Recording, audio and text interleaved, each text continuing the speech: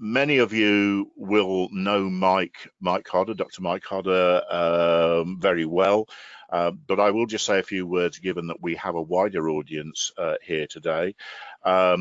Mike Hodder, in many respects, personifies archaeology in the West Midlands. He's worked here throughout his professional career, excavated Sandwell in Sandwell for a number of years, and worked in Sandwell, and then moved to Birmingham, where Mike made a major contribution to our understanding of the archaeology, both of Birmingham and indeed of the wider region.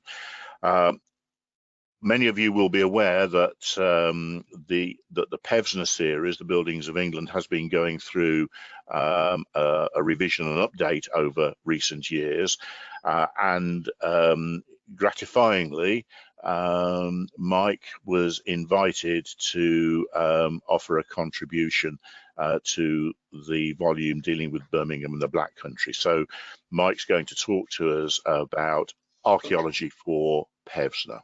Over to you, Mike. Right, thanks, John. It's great to be able to speak to everyone in a digital form. Hopefully it'll come over all right. But as John mentioned, I've been involved in a new volume of Pevsner's Buildings of England on Birmingham and the Black Country, which is due to be published later this year. Next one, please, Sam. Thank you. As many of you, I'm sure, will know, the Pevsner Guides, the Buildings of England, very long established series. The first volume was actually published 70 years ago now, and recent volumes include city volumes like one on Birmingham and an updated Warwickshire volume. In all of the volumes, the introduction includes archaeology. The gazetteer part of it is mainly buildings, but includes some more visible archaeological sites. The Birmingham Black Country volume includes areas in the former Warwickshire, Staffordshire and Worcestershire volumes, reflecting the historic counties that Birmingham and the Black Country spreads across. Next one, please, Sam. Next, thank you. Right, Birmingham and the Black Country also includes Solihull, the area of Solihull just west of the M42. The rest is in the Warwickshire volume. As you can see from this map, the area covered by this volume is mainly built up, but it includes significant areas of open land, of course, particularly important for archaeological survival. My contribution to this volume has been to write an introduction about the prehistoric to medieval archaeology and to contribute gazetteer entries for some visible archaeological sites, including post-medieval ones. And I saw my involvement in this as a huge opportunity to highlight the underappreciated archaeology of the area in general and to draw attention to some individual lesser known sites. Next, please.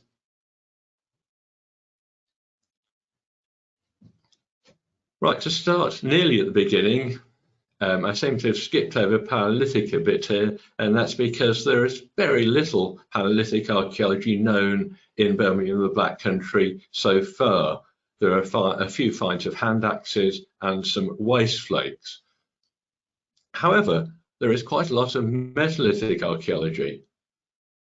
A couple of sites on the picture here, Bourne Pool in Aldridge and Oldnell in Dudley, are two examples of sites that have been investigated by field walking, systematically collecting material from field surfaces, and at both of these sites and a couple of others, thousands of worked flints, mainly of Mesolithic type, like the ones you see on the inset picture there, have been found in field work. So there really are substantial and very significant Mesolithic sites. In addition to that, a lot of Mesolithic flint was found in our excavations at Sandwell Priory. A particularly remarkable survival dating to the Mesolithic period is in Curzon Street in the city centre. You're probably familiar, and we'll hear a bit more about them later on today, about the excavations that have been undertaken as part of HS2 there.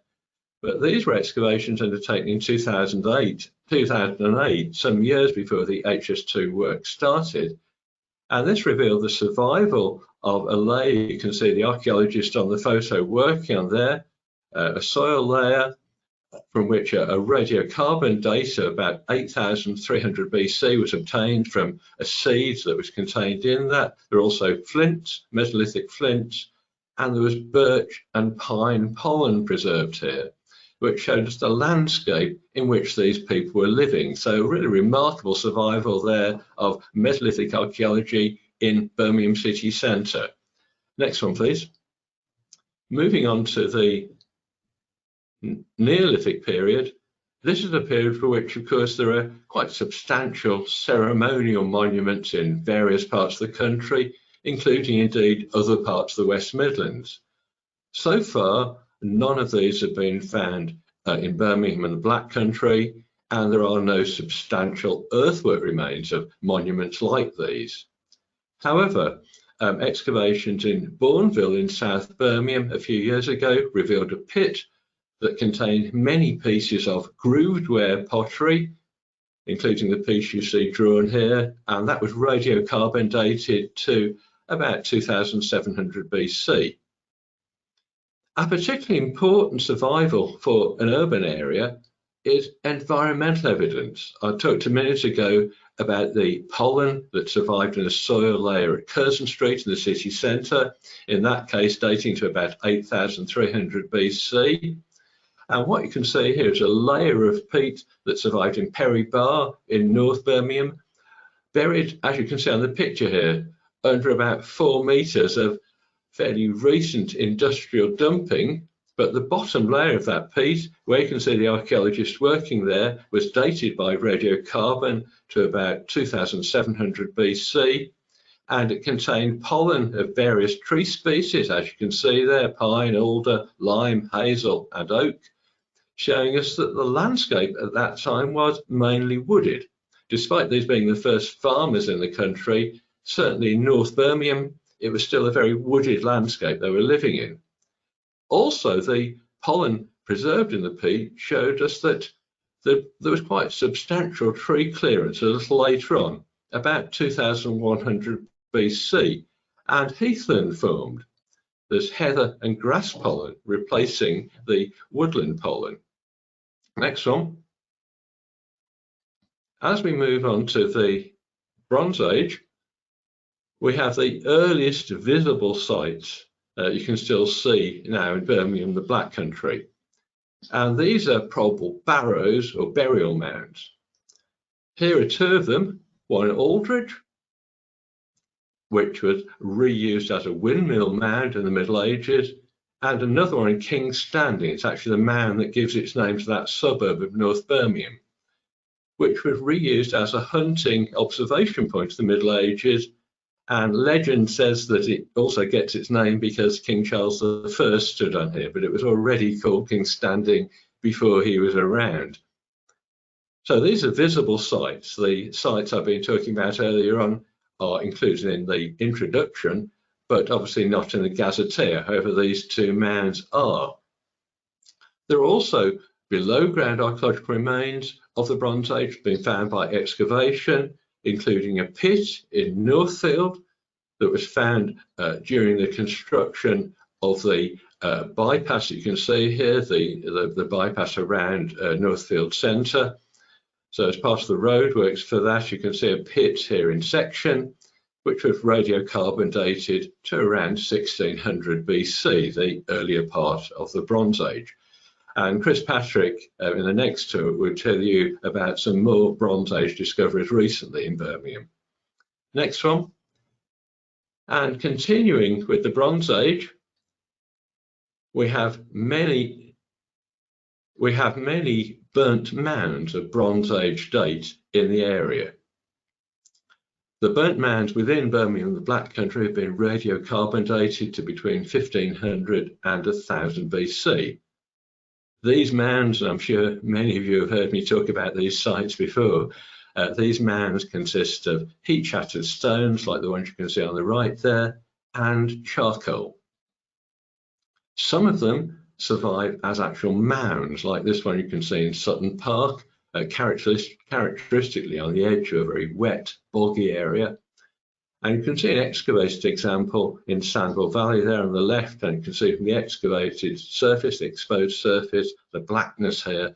The site is composed wholly of heat shattered stones and charcoal. These sites used to be interpreted as the debris from a cooking process using hot stones, and as many of you will know, we've reinterpreted the function of these as being related not to cooking but to bathing, heating up the stones and pouring cold water on them to produce steam for sauna type bathing. Although many of these burnt mounds are known in the Birmingham Black Country area, there is as yet very little evidence of actual settlements, although of course the sheer number of burnt mounds implies there were associated settlements, whatever these burnt mounds were used for. But this was certainly a period of more intensive use of the landscape. The peat I showed you a moment ago in Perry Bar showed us, as we saw in an earlier slide, that it was a wooded landscape in the Neolithic period, and the peat, the pollen higher up in the peat, showed a decline in tree cover around about 2100 BC. But there was a major decline in the amount of tree pollen around 1500 BC, which indicates quite extensive woodland clearance, which coincides with the dates of the burnt mounds. So they do relate to a period of much more intensive activity, expansion in settlement and agriculture. Related to that was clearance of woodland. Next one, please. As we move on to the Iron Age, which we'll see, oh yeah, we've got another picture here. So the majority of evidence we have for the Bronze Age consists of mounds, probable barrows, and burnt mounds, which you saw a moment ago, and the environmental evidence. This site in Pevsner near Stourbridge was excavated a few years ago by John Hemingway, I'm sure many of you know, and this was characterised by burnt stones, which filled pits, an oven, a trough, and there were very many fragments of Bronze Age pottery here as well. This site's very difficult to interpret, but whatever was going on here used a lot of heated stones. So we'll move on now to the Iron Age. Next one, please.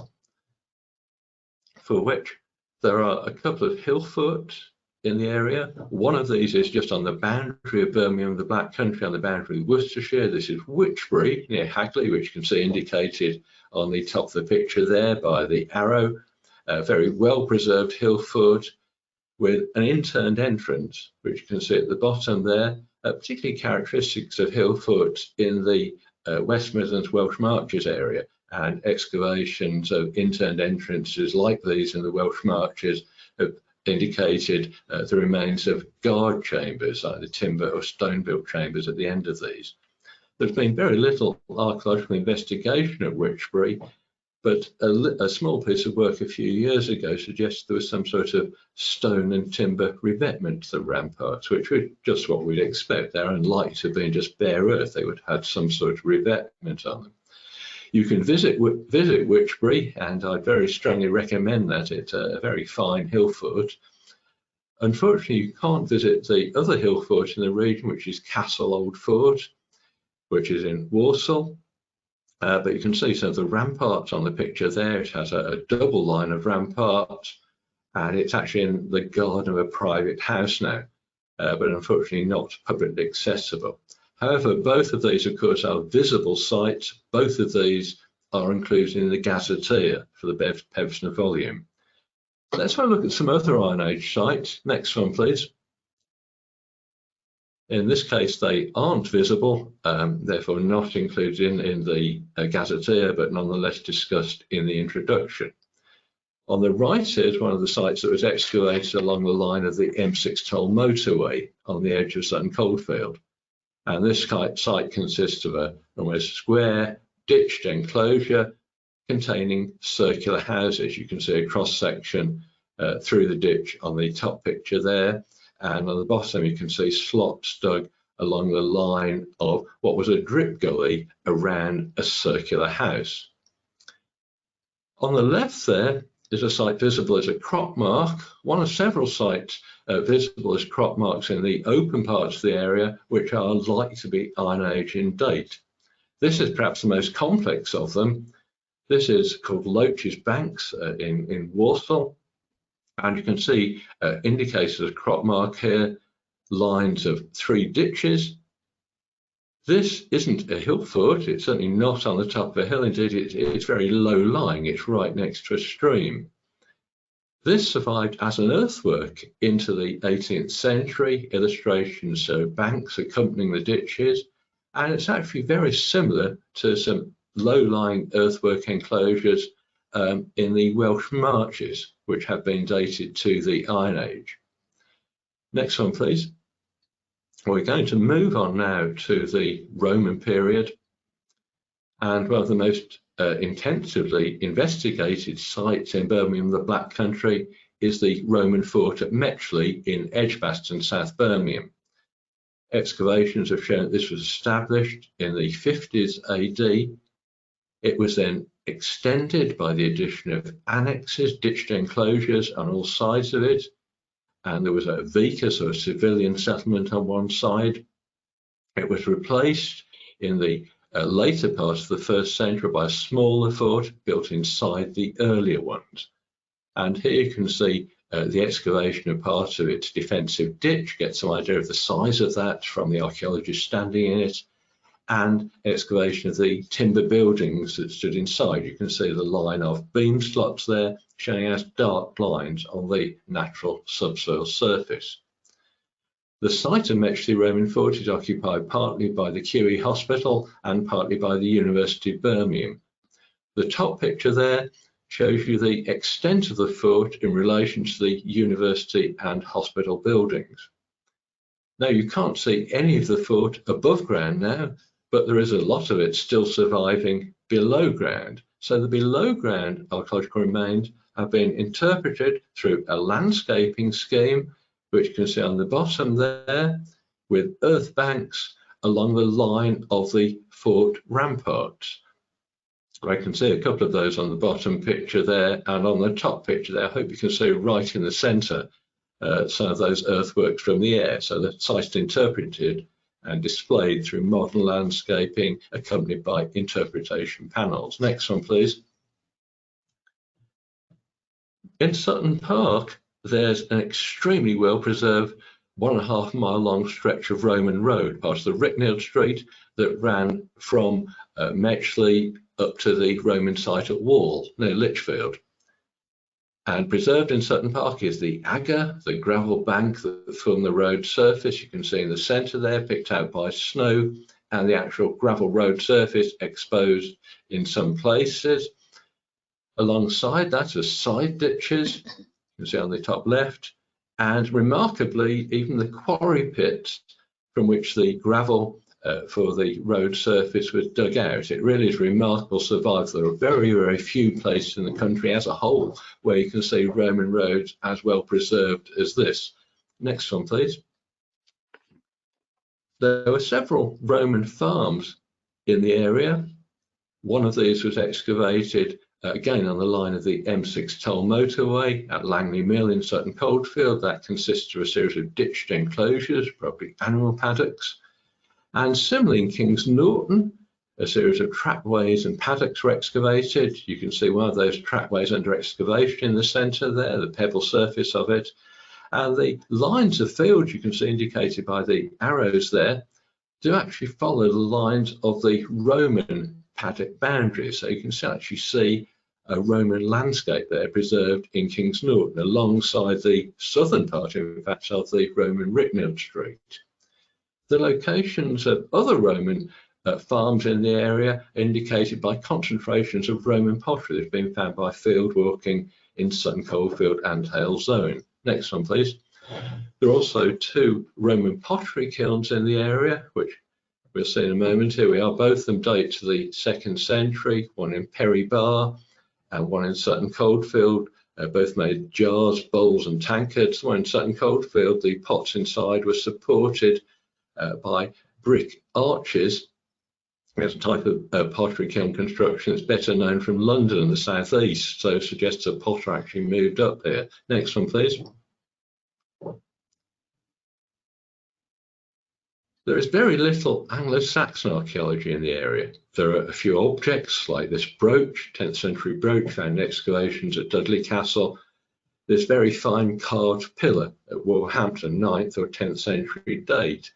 But I do wonder, and perhaps John Hunt will have some comments on this, whether there are some unrecognised pieces of pre-conquest work in some of our medieval churches. Next one, please. The best known medieval castle in the area, and certainly the most prominent, is Dudley Castle. There we can see the 13th century keep. The keep is actually on the motte of a Motte and Bailey castle. The original buildings there would have been timber. And there are two other Motte and Bailey castles in the area where the timber buildings were never replaced in stone. One of these is Castle Bromwich, where you can see the motte there with this modern concrete wall around it. The Bailey extended across where the road is now. It was excavated before the road was constructed, and you can see the Bailey ditch and rampart under excavation there. The Motte and Bailey Castle at Kingshurst is in a rather incongruous modern location, surrounded, you should see, by tower blocks there, but you can still clearly see the Motte Mound in the foreground there. Next one, please. Medieval buildings, of course, are included in their own right in the Gazetteer in Pevsner, but we now know more about some of these through below-ground archaeological work, so it's an opportunity to include that in the Gazetteer description. For example, in King's Norton, here the Saracen's Head, where excavations underneath the 15th century timber frame building revealed post holes of a 13th century building and 15th century floor tiles still in place. And under Holy Trinity Church, where removal of the floor was accompanied by archaeological investigation, which revealed earlier wall lines like the former south wall there. Next one, please. A very numerous type of medieval sites in the area are moated sites. Moats surrounding, originally for the most part, timber buildings, medieval status symbols built in the 13th and 14th centuries, which made a house looked something like a castle. They never had towers and battlements, and said something about the status or assumed status of the person living there. Sydenham's Moat in Solihull was totally excavated in the 1970s, and the principal structure identified in the excavation has been interpreted as a base cruck hall. You can see a reconstruction drawing of it on the bottom there. It will be like the base cruck Great Hall. You can still see it. West Bromwich Manor House, you can see on the right there, supported by these large curving timbers, and that's been tree ring dated to the 1270s. And that's one of a number of timber buildings still surviving within the moat there at West Bromwich Manor House. Next one, please. West Bromwich Manor House is probably the only moated site in the area where you can still actually see medieval buildings. In other places, the buildings have disappeared, but the moat itself survives, often in a modern suburban setting, like these examples. Hawksley Farm Moat in Longbridge, where excavations revealed structures surrounded by the moat. Kent's Moat near Yardley. Ashmore Park in Wensfield and Wolverhampton, where you can see the moat there, an open space surrounded by houses and a shopping centre. Perry Hall Park Moat in Birmingham, now within a public park, which originally surrounded Perry Hall, which survived actually into the 1920s. Hobbs Moat in Solihull, a very substantial bank and ditch there. Excavations there showed the bank was actually constructed in two separate phases. Next one.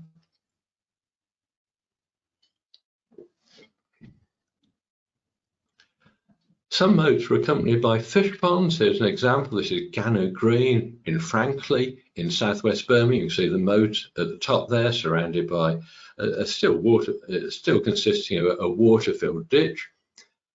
And next to it, and this plan at the bottom was actually drawn by Mick Aston, who was mentioned earlier on, back in 1967. It's a plan drawn before the housing estate was built around the moat, and that shows there two fish ponds next to the moat.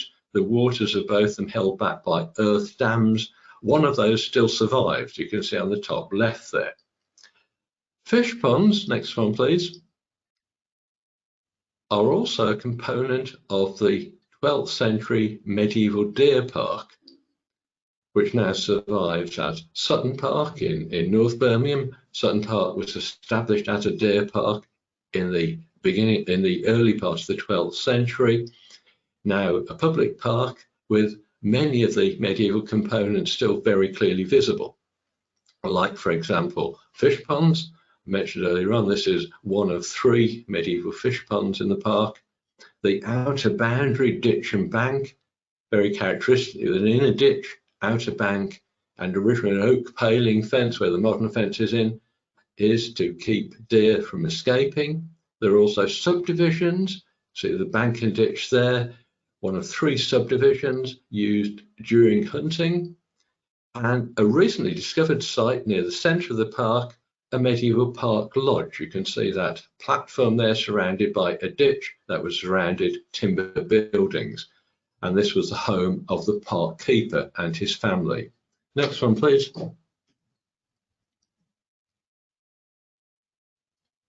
There are of course many post-medieval sites in the region, including many industrial sites of course, and many of these are of course included in the gazetteer. But what I picked out are just a few of the many non-building post-medieval sites which have been included in the gazetteer. For example, the remains of water management, many mill pools with their dams and their leats, the water channels like this one, Powell's Pool in Sutton Park, it's an 18th century mill pool with its dam.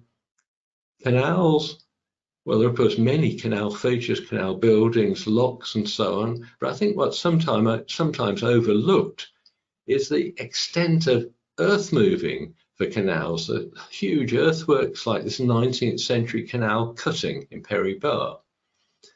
And bringing us into the middle of the 20th century, remains of World War II, like this anti-aircraft gun emplacement, one of 2 in Handsworth, high ground looking over Birmingham city centre. Next one, please. And finally, just to remind you that the Buildings of England, Birmingham Black Country will be published in autumn of this year. There are a number of other publications about the archaeology of the area. It's included in, for example, the 2 West Midlands Archaeological Research Framework volumes, Westward on the High Hill Plains and Clash of Cultures. And there are a number of publications also on that slide there about Birmingham, the Black Country, Birmingham, the Hidden History, the Archaeology of Sutton Park, Workshop of the World, and Walk Birmingham. And the archaeological information for Dudley, Walsall and Wolverhampton, including its historic environment record, are on Heritage Gateway, where they're readily accessible, and you can see the web link there. Right, thank you.